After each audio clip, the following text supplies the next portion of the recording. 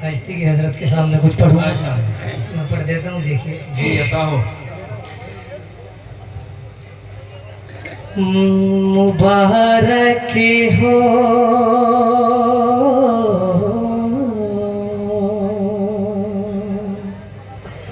مبارک ہو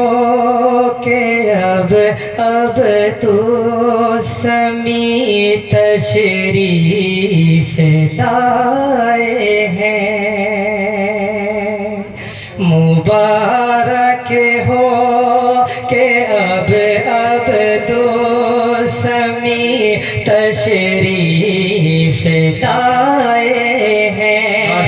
جناب آصف محمود سے انوار آئے ہیں، جناب آصف محمود سے انوار آئے ہیں، جنہیں ہے اللہ نے بخشی ہے دولت علم و عرفان کی، جنہیں ہے اللہ نے بخشی ہے دولت علم و عرفان کی، انہی کی پیاری آمد سے یہ ابر لطف چھائے ہیں، مبارک ہو مبارک ہو مبارک ہو مبارک ہو مبارک ہو کہ اب تو سمیع تشریف لائے ہیں، جناب آصف محمود سے انوار آئے ہیں، اور یہاں تاج محمد اور ساجد سے یہ گل مہکے، یہاں تاج محمد اور ساجد سے یہ گل مہکے، ولی اللہ کی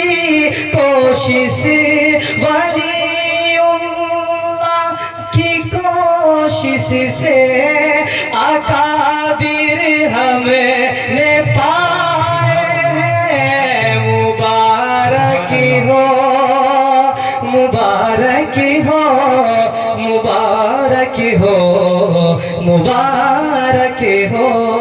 اور ایک کلام کے دو شعر حضرت کی موجودگی میں عطا ہو عطا ہو۔ یہ شعر جو میں پڑھنے جا رہا ہوں مولانا فرات صاحب اور اس طرح مفتی عبدالسمیع صاحب کی موجودگی میں پڑھے اور سند ملی، بس میری خواہش تھی کہ کوئی ایسا موقع ہو کہ حضرت کی موجودگی میں شعر پڑھوں۔ اس کلام کے دو شعر پڑھوں گا، دو شعر مفتی صاحب کی موجودگی میں پڑھوں گا، دو شعر۔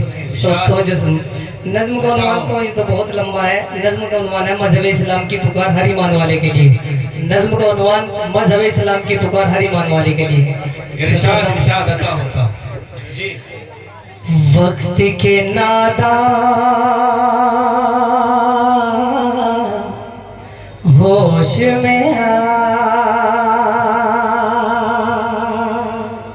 جی جی وقت کے ناداں ہوش میں آ، اپنی قدر پہچان ذرا، وقت کے ناداں ہوش میں آ، اپنی قدر پہچان ذرا، خدا کو بھول کر دولت اپنائے غیر ممکن ہے، خدا کو چھوڑ کر دولت اپنائے غیر ممکن ہے، ارے کسی ظالم کے آگے سر جھکائے غیر ممکن ہے، وقت کے ناداں ہوش میں آ، وقت کے مسلم ہوش میں آ،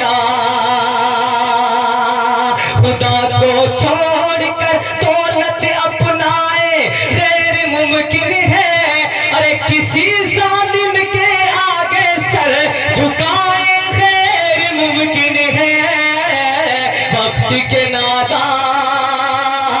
ہوش میں